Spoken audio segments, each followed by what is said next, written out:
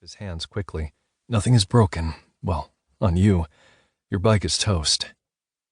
Now it was coming back. The screech of tires, the slamming onto the pavement. I frowned, and even that hurt. "Who are you?"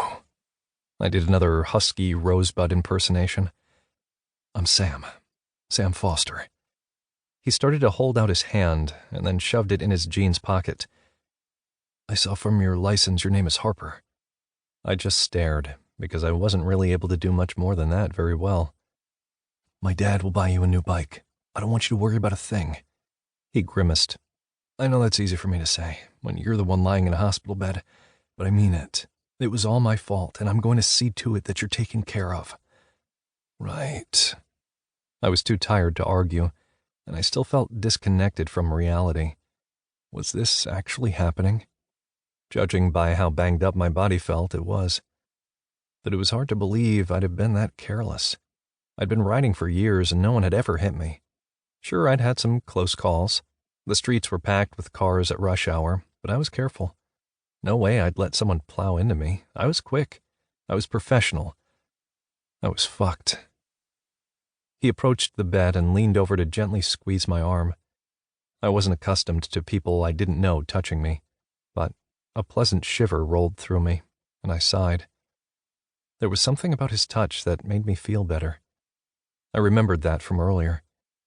His smile was warm, and my chest tightened as his sincere gaze held mine. Nobody smiled at me that way usually. Nobody wasted time trying to charm me. As thrashed as I felt, the heat of his smile wiggled through me.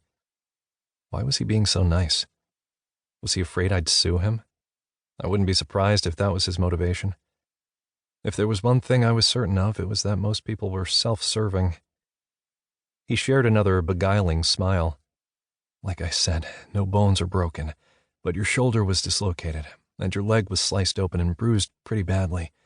They gave you like 20 stitches. You're going to have to stay off your bike for a few weeks." I widened my eyes in horror, and he flinched. "What's wrong?" I did something very stupid. I attempted to sit up.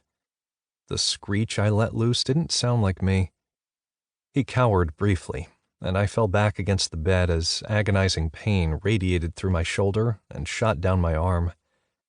I gasped for breath and tried to stay perfectly still as the excruciating, stabbing pains in my shoulder and arm slowly began to fade. "You shouldn't get up." He sounded almost angry. "What are you doing?" I licked my lips again and gritted out, "My job. I'll lose my job." He shook his head. "No." His voice was sharp. "I'll make arrangements. I'll figure something out. You will most definitely not lose your job." I gave a short, bitter laugh, making sure not to jolt my shoulder. I worked as a bicycle courier. There were no desk jobs at my place of employment. My boss, Jack, already didn't love me, and he didn't tolerate fuck-ups of any kind. Not being able to ride for weeks would definitely qualify as a fireable offense. What the hell was I going to do? I could barely make rent as it was on my one-bedroom apartment. I wasn't soft or weak, but I didn't know that I could survive being homeless. The very thought of that made me feel sick, hopeless. Sam still hovered. His eyes were bright, and his mouth drooped. "I didn't see you, and by the time I did, it was too late." He paled. "I feel horrible." I knew he wanted me to forgive him. I wasn't sure I had it in me at the moment. I cleared my throat. "Water?" He straightened and grabbed a plastic pitcher on a tray nearby. Then he poured some water into a little pink cup with a bendy straw. He held the cup near my lips, and I sipped from the straw. I was embarrassed when some of the cool water dribbled down my chin. He surprised me when he wiped the drops away with his thumb, as if it was no big deal to wipe away a stranger's drool. "Is there someone I can call for you? Maybe your parents? Your cell was smashed." He swallowed hard. "I'll replace that, too." My throat felt much better now that I'd had some water. "No, I don't have anyone to call."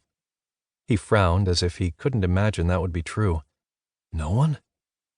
I thought about some of the writers at my company. Maybe I could have reached out to them if I were a reaching out type of guy.